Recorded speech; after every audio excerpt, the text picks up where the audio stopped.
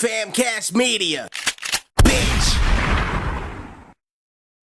You know, it's rather funny how you have a group of people that claim they love children so much, but at the same time want to bomb them.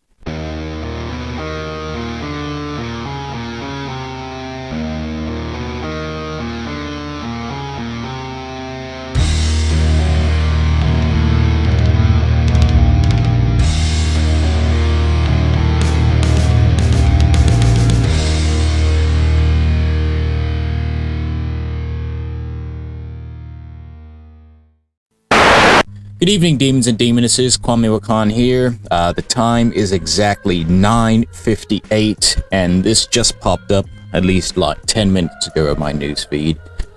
And believe it or not, this story actually comes from right around the corner in the next town over. Now, this happened in Princeton, New Jersey. You had a terroristic threat against a drag show. So I have the report right here, so let's get through it. Police evacuate drag queen story hour after terrorists call in bomb threats. New Jersey families with children who have gathered in Princeton on Saturday to enjoy a drag queen story hour event were forced to evacuate the Bayard Rustin Center for social justice as the somebody threatened it with violence. An unknown person sent the Princeton Police Department an email containing derogatory remarks about the LGBTQ+ community and the Bayard Rustin Center for Social Justice shortly before 11 a.m., police said. The person said that bombs were placed around the center's property. Police responded immediately to this threat, directing people to leave the center. The organizers of the Drag Queen Story Hour maintained calm and still put on a celebration. While authorities investigated the reported threat, drag queen Carrie Dragshaw, who had to leave her wig behind during the evacuation, led kids and parents down the road with the motto, "The show must go on." The group enjoyed an outdoor reading on the stoop of a nearby building.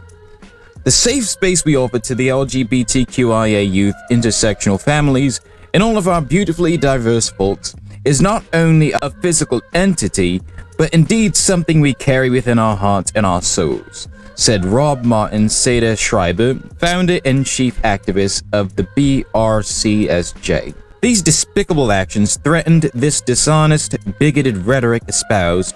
This aberrant hate will only ever be answered by a stronger, braver, and more empowering message of love.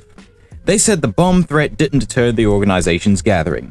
We want to thank all the family and community members who showed up and glowed up for our drag queen Carrie Dragshaw, whose lack of wig was made up by far more spirit, and the Princeton Police Department, who were kind and considerate as they did their due diligence to keep us all safe, said a Schreiber added. The improvised drag queen story hour allowed communities to connect meaningfully, said a Schreiber said. After Dragshaw read to the children a drag queen celebration book a parent had brought, the crowd engaged in conversations that Schrader Schreiber said might not have happened otherwise. It allowed for this other experience that we wouldn't have had otherwise. Who's to say it wasn't for, if not as good, maybe even better, that we had this special moment, this meaningful moment together, he noted. So I have to give props to, Carrie Dragshaw and, the organizers of this event. They turned lemons into lemonade. And, this is the type of story, although it's horrifying, scary, and disgusting, this just goes to show you that hate won't always win. And this story should set an example for everybody. People like us shouldn't be intimidated by thugs and terrorists, because that's exactly what a person like this would do. Like, you claim that you care so much about the children and about the safety and the well-being of children, but yet you're willing to set pipe bombs around a facility, blow them up and kill them simply because you don't like the fact that a drag queen is reading a book to them. I mean, these people claim that they care so much about the safety and well-being of children, but yet they're completely ignoring that right now there are 820 cases against the Catholic Church for sexual abuse. And now mind you, that's just the Catholic Church. Who knows how many other churches in the state of New Jersey this is happening to? 820 in one state. And New Jersey isn't really that big of a state. It's a pretty small state, so that's a lot of cases. And who knows, maybe these cases involve multiple victims. So it might be 820 cases, but who knows how many victims it had. Who knows how many victims were affected by this? You know, you can really tell that these people are extremely desperate right now. They're realizing that the world isn't as ugly as they are, and that decent, regular people don't really give a rat's ass about who's doing who, or who's a drag queen, or who's reading a book, or who this person is marrying, or what gender this person is. No one gives a rat's ass about that, because that's not what normal people do.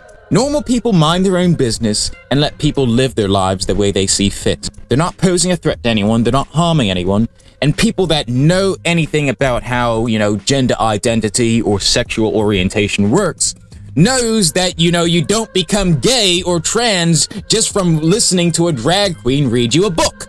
Also, I have to give credit to the Princeton Police Department, for taking this threat seriously and making sure that everyone got out of this place safely, doing a proper investigation.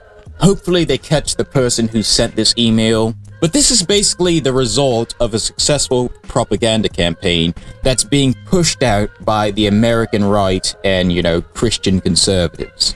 You have certain podcasters out there that will get in front of a microphone and will tell blatant lies and, spread fear and misinformation just to get people riled up.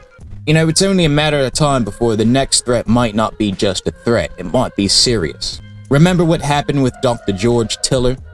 You had certain, media personalities going on saying the same thing over and over again, repeating the same lie, to the point where someone was crazy enough to actually act on, their threats.